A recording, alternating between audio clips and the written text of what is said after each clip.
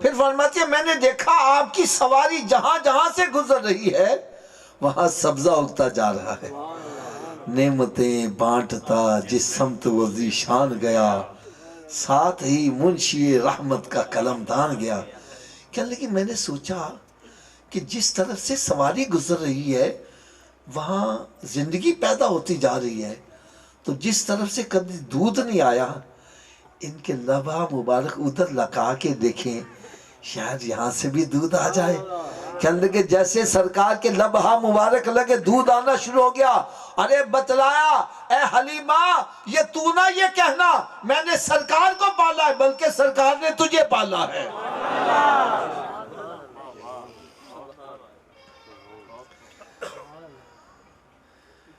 پھر فرماتی ہیں میرے گھر کی حالت بڑی پتلی تھی، بکریاں ہیں تو دودھ نہیں دیتی تھی، درخت ہیں تو سوکھے ہوئے، کئی کئی دن گزر جاتے چراغ ہی نہیں روشن ہوتا تھا۔ کہنے لگی سرکار میرے گھر کے آئے میرے بھاگ ہی جاگ اٹھے۔ کہنے لگے بکریاں خود ہی باہر چلا جائے کرے اور شام کو آئیں تو پیٹ بھی بھرے ہوئے اور تھنوں میں اتنا دودھ کہ میں نکالنا شروع کروں دودھ برتن ختم ہو جائے دودھ ختم نہیں ہو رہا۔ اور سرکار کے قدموں کا دھومن درختوں کو ڈالا، درخت پھل بھی دینا شروع کر دیے، اور پھل بھی کیسا؟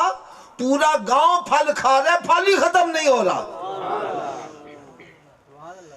فرماتے ہیں ایک دن وہ بھی آ گیا، میری پڑوس نے علماء لے کے آ گئی، حلیمہ سعدیہ بڑی فضول خرچی ہو گئی ہے، پہلے کئی کئی دن تیرے گھر میں چراغ نہیں جلتا تھا، اب ساری ساری رات روشنی نکلتی، اتنا تیل کہاں سے لے آئی ہو؟ وہ بتلائیں جب سے سرکار ہے میں نے کبھی چراغ جلایا ہی نہیں ہے۔ پھر فرماتی ہیں کہ یہ جو ہمارے اندر نقص والے پہلو ہے نا وہ ہم چھپاتے ہیں۔ ایک بندہ صدر بن جائے، وزیر اعظم بن جائے، وہ بچپنے میں کن چیزوں سے کھیلتا تھا یہ بھی چھپاتے ہیں، کوئی گگو کے اڑکوڑے، کوئی کھڈونے، کوئی یہ چیزوں سے کھیلتا، کوئی نالیوں میں ہاتھ مارتا تھا۔ لیکن میرے آقا صلی اللہ علیہ وسلم کا یہ پہلو دیکھے اس میں بھی عظمتیں نظر آ رہی ہیں۔ حلیمہ سعدیہ رضی اللہ تعالیٰ عنہ ارشاد فرماتی ہیں ایک مرتبہ رات کا وقت ہے، 14ویں رات کا چاند بڑی آب و تاب سے چمک رہا ہے، میں ذرا غور سے دیکھنے لگی، ایک دم گھبرا گئی، چاند کبھی ادھر جھک رہا ہے کبھی ادھر کبھی ادھر کبھی ادھر، ڈر گئی پتہ نہیں کیا ہونے لگا ہے، جلدی سے بھاگ کے گئی دیکھو میرے محبوب کو تو نہیں کچھ ہو رہا، دیکھا سرکار جھولے میں ہے اور اپنی انگوشت مبارک جدھر حرکت دیتے چاند ادھر جھکتا جا رہا ہے۔ ارے چاند جھک جاتا جدھر انگلی اٹھاتے مہد میں، ارے کیا ہی چلتا تھا اشاروں پر کھلونا نور کا۔ اور اللہ حضرت نے بڑی پیاری نکتہ حل کر دیا، فرماتے ہیں کھیلتے تھے چاند سے آقا ہمارے اس لیے کہ یہ سراپا نور ہے اور وہ تھا کھلونا نور کا۔ تیری نسل پاک میں ہے بچہ بچہ نور کا، تو ہے عین نور تیرا۔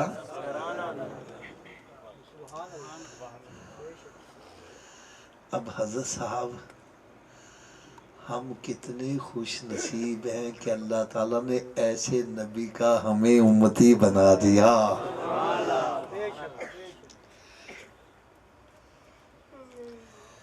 میں برکت کے لیے ایک اور چھوٹا سا واقعہ بھی عرض کر دوں۔ حضرت موسیٰ علیہ نبینا علیہ السلام آپ کا لقب ہے کلیم اللہ، آپ کوہ طور پر تشریف لے جاتے تو ڈائریکٹ اللہ تعالیٰ سے ہم کلام ہوتے تھے۔ ایک مرتبہ دل میں خیال آیا میں اللہ تعالیٰ سے گفتگو کرتا ہوں، بڑا مزہ آتا ہے، بڑا ضرور آتا ہے، اگر گفتگو کرنے میں اتنا مزہ ہے تو دیدار کرنے میں پتہ نہیں کتنا مزہ ہوگا۔ تو خواہش کا اظہار کر دیا ربی ارنی انظر الیک، یا اللہ مجھے اپنا آپ دکھا میں تجھے دیکھنا چاہتا ہوں۔ جواب آتا ہے لن ترانی، موسیٰ تو مجھے دیکھ، تھوڑا سوچی آواز سے تو مجھے دیکھ عرض کرتے ہیں یا اللہ ضرور دکھا۔ رب تعالیٰ نے ارشاد فرمایا موسیٰ میں پھر اپنے نور کی تجلی پہاڑ پر ڈالتا ہوں، فَإِنِ اسْتَقَرَّ مَكَانُهُ فَسَوْفَ تَرَانِي، اگر یہ اپنی جگہ برقرار پھر تو اب مجھے دیکھ لینا۔ کہنے لگے ٹھیک ہے۔ اللہ تعالیٰ نے جب اپنی نور کی تجلی پہاڑ پر ڈالی، یہ پہاڑ جل کے سرما ہو گیا اور موسیٰ علیہ السلام بے ہوش ہو گئے. جب ہوش میں آئے تو عرض کرتے ہیں یا اللہ میں تیرے نور کی تجلی کو برداشت، تھوڑا سا اونچی آواز سے بولا، برداشت. اللہ تعالیٰ نے ارشاد فرمایا موسیٰ میں تجھے ذرا اپنے محبوب کے امتی کی شان بتلاؤں. محبوب کی نہیں بلکہ محبوب کے امتی کی شان کیوں بتلائی جا رہی ہے؟ تاکہ پتہ چلے یہ شان خدمت گاروں کی، سردار کا عالم کیا ہوگا. یا اللہ تیرے محبوب صلی اللہ علیہ وسلم کے امتی کی کیا شان ہوگی؟ فرمایا موسیٰ جیسی ایک تجلی پہاڑ پر ڈالی یہ جل کے سرما ہو گیا تو بے ہوش ہو گیا، ایسی 70,000 تجلیاں میں اپنے محبوب کی امتی پر اس وقت ڈالوں گا جب وہ نماز ادا کر رہا ہوگا. تو موسیٰ علیہ السلام دعا کیا کہتے ہیں؟ یا اللہ اس محبوب کا امتی مجھے بھی بنا دے. یار غور کرو دعا کون مانگ رہا ہے؟ جو اللہ کا نبی بھی ہے، رسول بھی ہے اور کلیم اللہ بھی ہے. پھر دعا مانگ رہا ہے یا اللہ مجھے اپنے محبوب کا امتی بنا دے. یار ہم نے دعا بھی نہ مانگی، رب نے پیدا ہی محبوب کا امتی بنا کے کر دی. شکر خدا محمدی ہم کو بنایا امتی، ارے کس کو ملا یہ مرتبہ، صلی علی نبینا صلی علی محمد. اب میں آپ کو ایک چھوٹی سی مثال دینے لگا ہوں، بڑی توجہ سے ذرا سنیے گا. آپ کی یہ جو کالونی ہے نا کالونی، اس میں ایک نوجوان لڑکا جو آوارہ گرد قسم کا، تھڑے پہ بیٹھ کے اڈی کھڈا کھیلنے والا، آتے جاتے بندوں پر آوازیں کسنے والا، گالی گلوچ کرنے والا، وہ الیکشن میں کھڑا ہو جاتا ہے، کامیاب ہو جاتا ہے، آگے چل کے منسٹر بن جاتا ہے. کیا بن جاتا ہے بابا جی؟ اب دیکھو بات سچی کرنا، جھوٹ نہیں بولنا، بالکل سچی بات کرنا. کیا بابا جی منسٹر بن کے بھی تھڑے پہ بیٹھے گا؟ اونچی بولو گا. اڈی کھڈا کھیلے گا؟ گالی گلوچ کرے گا؟ کیوں؟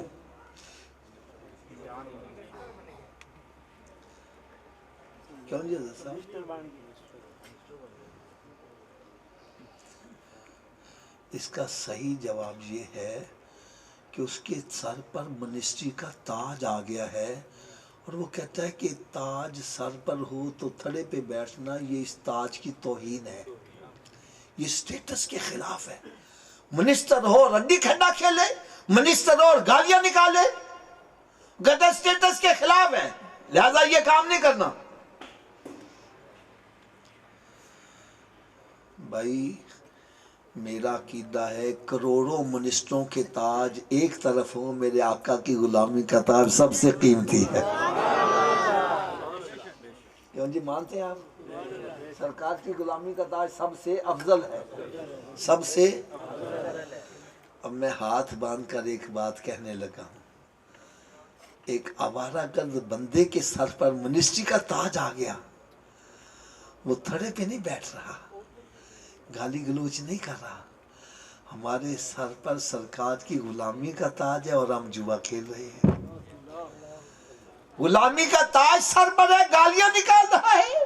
ارے غلامی کا تاج سر پر ہے، نماز نہیں پڑھ رہا، روزہ نہیں رکھ رہا، ماں باپ کی نافرمانی کر رہا ہے، پڑوسیوں کے حقوق غصب کر رہا ہے.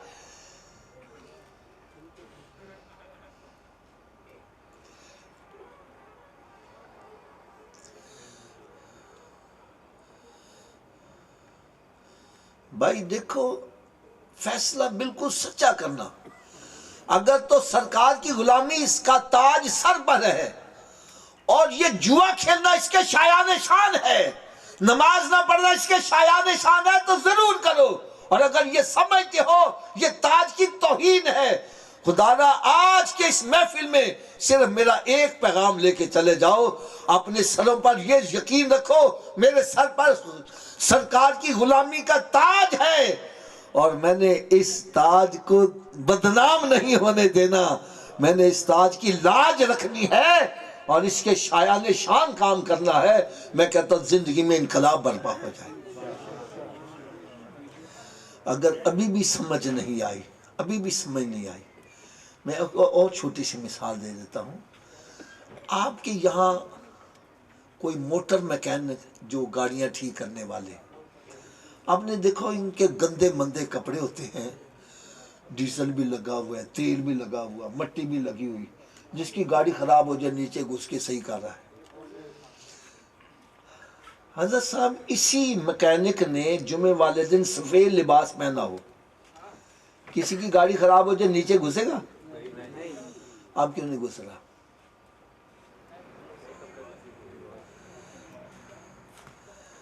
وہ کہتا ہے میرا لباس سفید ہے، اگر نیچے گھسا اس کو داغ لگ جائے گا، لہذا گھسنے والا نہیں گھس رہا.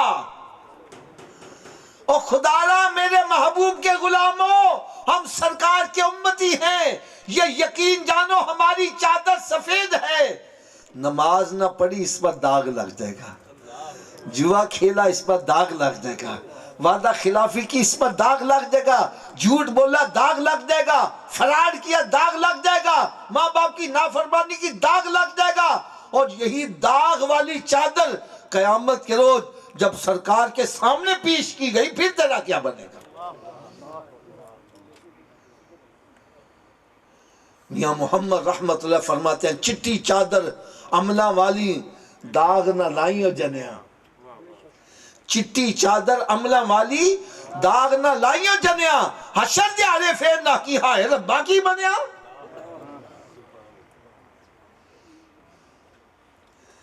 قیامت کے روز جب یہ نامہ اعمال دیا جائے گا، بندہ کہے گا کہ میرا ہے ہی نہیں، میں نے تو اتنے بڑے گناہ کیے ہی نہیں ہے، یہ تو غلطی سے کسی اور کا میرے پاس آ گیا ہے.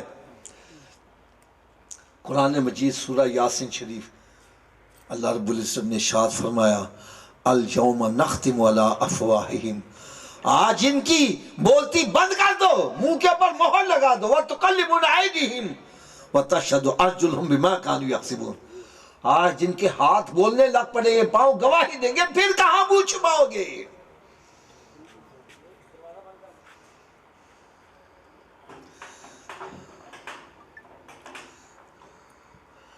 اور ایک بات میری اور دلوں پہ نقش کر لو، بندہ جتنی ہیرا پھیری کرتا ہے، چوریاں ڈکیتیاں کرتا ہے، فراڈ کرتا ہے، اولاد کے لیے کرتا ہے. کس لیے کرتا جی؟ اونچی بولو. جب مر جائیں گے تو اولاد قبر میں ساتھ جائے گی؟ اونچی بولو یار. دوستانو راضی کرنے سے شراب پیندا وے، جوا کھیلدا وے، وہ کہنے آ ساڑھنا جوا کھیلو، آئے ساڑھنا لاب سگرٹ پی پکے، مت گھبرا، اسی طرح ساتھ نہیں چھڑنا، اسی تیرے نال مران گے. کیوں جی جنہوں مر جانے پھر نال مر دینے، پھر کہنے لے چلو کلے بو نہ لو، کڈو بارن. کتھے نہیں تیرے گھر والے جنہ لے سے تو پاپ کماندا، جیرے کہنے سی مران گے نال تیرے جنہ بھی بازیاں آریاں نہیں. ارے جتنے بھی تیرے خیر خواہ ہیں منو مٹی کے نیچے دفن کر کے واپس آ جائیں گے. کوئی خیر خواہ قبر میں ساتھ جائے گا؟ تھوڑا جو اچھی آواز نہ بولے یار، بڑی پیاری بات کرنے لگا ہوں. کوئی خیر خواہ قبر میں ساتھ، اونچی بولو، ساتھ. اور میرا نبی ایسا خیر خواہ ہے کہ قبر میں بھی تشریف لے آئیں گے. اور قیامت کے روز جب ماں اکلوتے کو چھوڑ کر بھاگ رہی ہوگی، سرکار وہاں بھی کرم نوازی فرمائے. اب حضرت صاحب میں ہاتھ باندھ کر ایک بات آپ سے پوچھوں گا، ایسے خیر خواہ نبی کو خوش کرنا چاہیے کہ ناراض کرنا چاہیے؟ سب کی نہیں آواز آ رہی ہے. اگر خوش کرنے کا نسخہ میں بتلا دوں تو عمل کر لو گے؟ سب کی نہیں آواز آ رہی ہے. یار سرکار کو خوش کرنا ہے، انہی کے صدقے ہماری نجات ہونی ہے. تو سبھی خوش کر لو گے؟ لو جی خوش کرنے کا نسخہ بتلا دوں. میرے آقا صلی اللہ علیہ وسلم نے ارشاد فرمایا نماز میری آنکھوں کی ٹھنڈک ہے. حدیث غلط تو نہیں میں نے سنائی؟ نماز میری آنکھوں کی، اونچی بولو، نماز میری آنکھوں کی. اس حدیث کا مطلب میں کیا سمجھاؤں؟ میں یہ سمجھا ہوں میرے آقا صلی اللہ علیہ وسلم ارشاد فرما رہے ہیں اے میرے امتی جب میں تجھے نماز پڑھتے دیکھتا ہوں میری آنکھیں ٹھنڈی ہو جاتی ہیں۔ بابا جی گل بھی میں سچی کر رہا ہوں، آپ رات کے پچھلے پیر اٹھو، آپ کا بیٹا جائے نماز بچھا کے نماز پڑھ رہا ہو، آپ کی آنکھیں کتنی ٹھنڈی ہوں گی؟ اگر آپ کی ٹھنڈی ہوگی تو میرے آقا کی کتنی ٹھنڈی ہوتی ہوگی؟ تو اگر میری اس بات سے آپ متفق ہو تو تھوڑا سا اونچی آواز سے جواب دیجیے گا۔ جب ہم نماز پڑھتے ہیں تو سرکار کی آنکھیں، اور اونچی آواز میں، سرکار کی آنکھیں، اور جب ہم نماز نہیں پڑھتے، روزہ نہیں رکھتے، چوریاں کرتے ہیں، ڈکیتیاں کرتے ہیں، شراب پیتے ہیں، زنا کرتے ہیں، ماں باپ کی نافرمانی کرتے ہیں، پڑوسیوں کے حقوق ادا نہیں کرتے، کیا سرکار کی آنکھیں پھر بھی ٹھنڈی ہوتی ہیں؟ اے دیکھو میرے ہاتھ بندے، خدا کے لیے جس نبی کا میلاد مناتے ہو آنکھیں بھی انہی کی ٹھنڈی کرو۔ یہ نام میلاد تو سرکار کا منا رہا ہے اور آنکھیں ٹھنڈی شیطان کی کر رہا ہے۔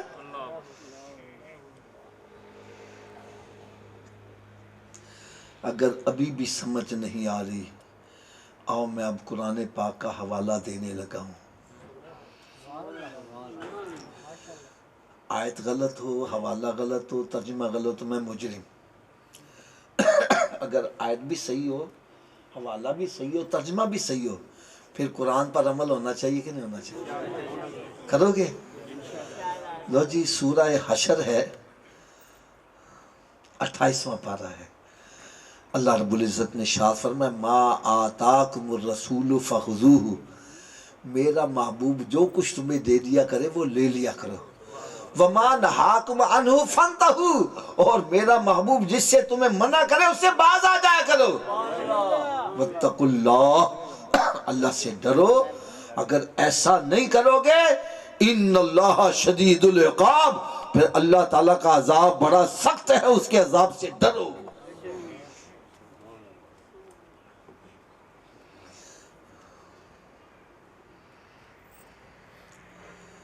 چلے حضرت صاحب میں اور بات آسان کر دوں، اور آسان کر دوں، میں سوال آپ سے کروں گا اور جواب بھی آپ نے ہی دینا ہے، جو آپ جواب دے لو گے میں مان لوں گا، اور جب آپ خود فیصلہ کرو گے تو اپنے فیصلے پر آپ کو خود بھی پہرا دینا پڑے گا کہ نہیں پڑے گا؟ لو حضرت صاحب تسی فیصلہ کرنا ہے، مکان ہے آپ کا اپنا، اس کو لگا ہوا ہے تالا، بغیر چابی کے گھر میں داخل ہو جاؤ گے؟ وہ پیچھے والے بھی بولو یار، بغیر چابی کے گھر میں داخل ہو جاؤ گے؟ یار اگر بغیر چابی کے تو اپنے گھر میں نہیں جا سکتا، بغیر چابی کے جنت میں کیسے چلے جاؤ گے؟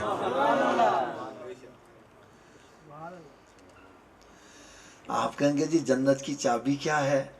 تو میں کہوں گا بھائی مجھ سے نہ پوچھو، جس نبی کا میلاد منا رہے انہی سے پوچھ لو جنت کی چابی کیا ہے۔ میرے آقا صلی اللہ علیہ وسلم نے ارشاد فرمایا الصلاۃ مفتاح الجنہ، نماز جنت کی چابی ہے۔ نماز جنت کی اونچی بولو، نماز جنت کی۔ چلو عزت جی تسی دسو بغیر چابی دے جنت دا تالا کھول لو گے؟ اونچی بولو۔ چلو حضرت جی تسی دسو چابی کا بندوبست مرن تو بعد کرنا ہے کہ پہلے کرنا ہے؟ تو پھر کر دے کیوں نہیں؟ بھئی جب مان رہے ہو بغیر چابی کے میں جنت کا تالا، اور چابی کا بندوبست میں مرنے سے پہلے ہو سکتا ہے مرنے کے بعد، تو پھر جب مسجد سے آواز آتی ہے حی علی الصلاۃ، آؤ چابی کے لیے، کیوں بیٹھا گپا مار رہے ہیں؟ کیوں بیٹھا فلمیں ڈرامے دیکھ رہا ہے؟ کیوں بیٹھا کاروبار کر رہا ہے؟ ارے تجھے چاہیے سب کام چھوڑ کے مسجد کی طرف آ۔ کوئی پوچھے صوفی جی کدھر جا رہے ہو؟ بتلا میں جنت کی چابی لینے جا رہا ہوں۔ کیا لینے جا رہا ہوں جی؟ نعرہ رسالت، نعرہ تحقیق، نعرہ حیدری۔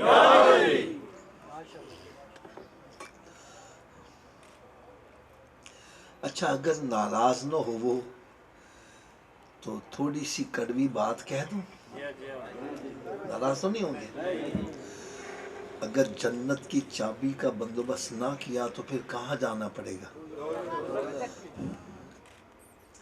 کیا دوزخ کی آگ برداشت کر لو گے؟ آج جلتی ہوئی سگریٹ پر ننگا پیر آ جائے ایک دم اچھل پڑتا ہے، چیخ نکل جاتی ہے، ارے سگریٹ کی آگ تو برداشت نہیں کر سکتا، جہنم کی آگ کیسے برداشت کرو گے؟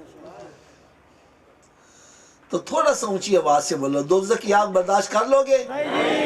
اگر نہیں کر سکتے تو پھر دوزخ سے بچنے کے لیے جنت کا بندوبست چلو جی تسی دسو لاگے بیٹھے ہو، کیا ہر چابی ہر تالے نو لگ جاندی ہے؟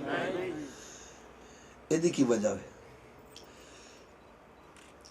چلو وجہ بھی میں دس دیا، اصل چ تالے دے وچ ہوندے نے لیور، جن نے لیور دا تالا اگر چابی نو اونے دندے پئے ہون گے تے چابی گھومے گی، چابی گھومے گی تو تالا کھلے گا نا۔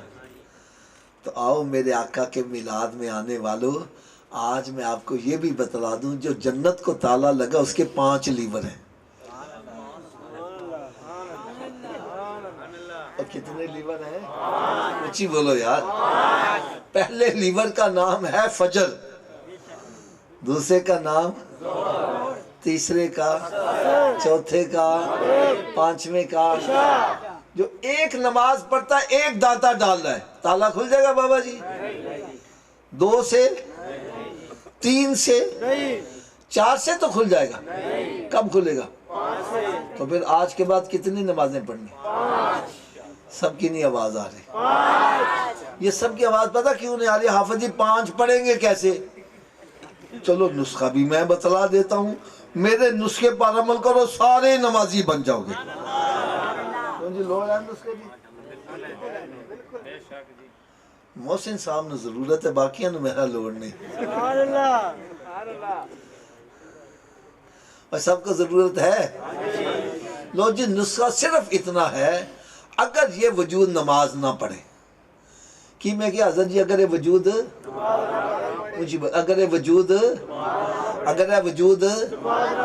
تو اس وجود کو رب کا رزق نہ کھلاؤ، نہ روٹی کھلاؤ نہ پانی پلاؤ۔ حضرت صاحب میں گل بھی سچی کر رہا ہوں، جیڑا وجود رب دے کے نہیں چکدا کیا وہ اس قابل ہے وہ کہ رب دا رزق کھوایا جائے؟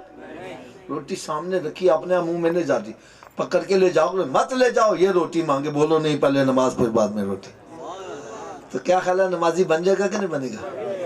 تو اس نسخے پر عمل کون کون کرے گا؟ سبھی ہاتھ اونچا کھڑا کر کے بلند آواز سے انشاءاللہ کا نعرہ لگا دو، آج کے بعد ہماری کوئی نماز قضا نہیں ہوگی، رمضان شریف کا روزہ بھی نہیں چھوڑیں گے، سرکار صلی اللہ علیہ وسلم کی سنت پر عمل کریں گے۔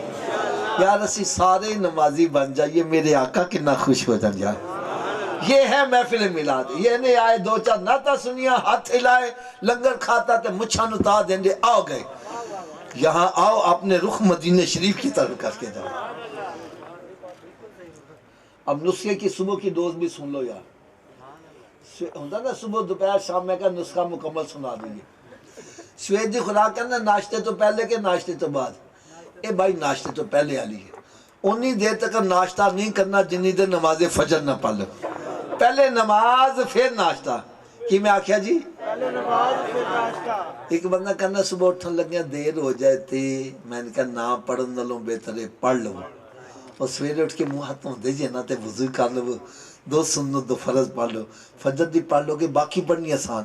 فجر دی رجستان کہتا ہے اچھا ہم کل تو پڑھیں گے، نہ کل آوے تے نہ نماز پڑھ پاوے، لہذا تھوڑا جو اچھی آواز میں انہی دیر تک ناشتہ نہیں کرنا۔ ویسے میں لگتا ہے جی میں شیطان کانچ پھوک ماریا، بولی نہ کدھر نماز پڑھنی نہ پہ جائے۔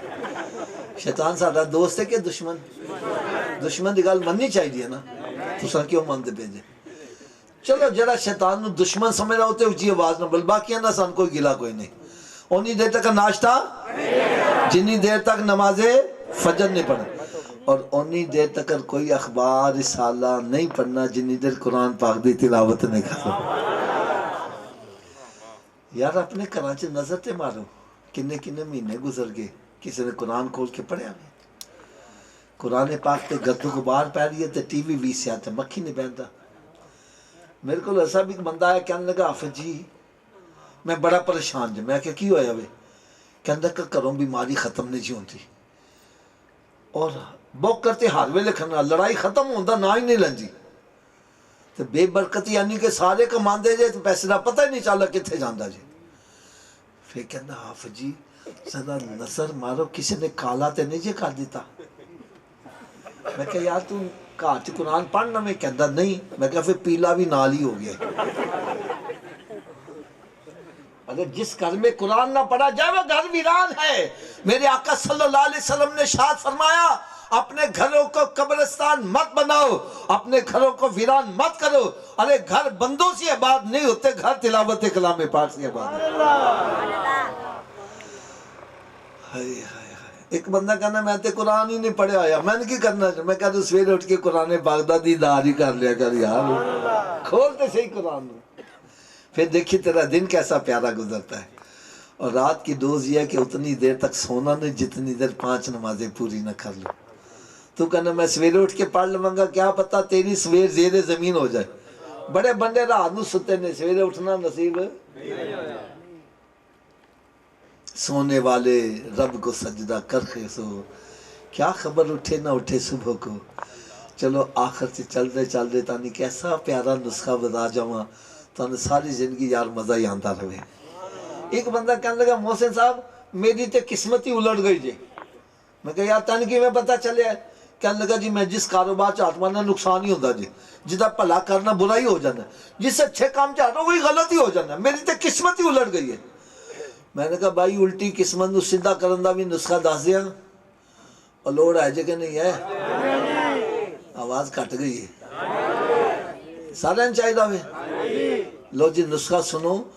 تسی سٹیمپ دیکھیے کدی مور, یہ مور نو پھڑ کے اپنے سامنے کرو. اس مور تے الفاظ الٹے لکھے ہوندے نے, لیکن جدو اے ہوئے مور اینج چک جاندی ہے تے الٹے الفاظ. میں نے کہا تیری قسمت الٹ گئی ہے, اپنی پیشانی رب دی بارگاہ چکا دے, تیری الٹی قسمت سیدھی ہو جائے گی. یہ ایک سجدہ جسے تو گراں سمجھتا ہے, 1000 سجدوں سے دیتا ہے آدمی کو نجات. وما علیہ الا البلاغ.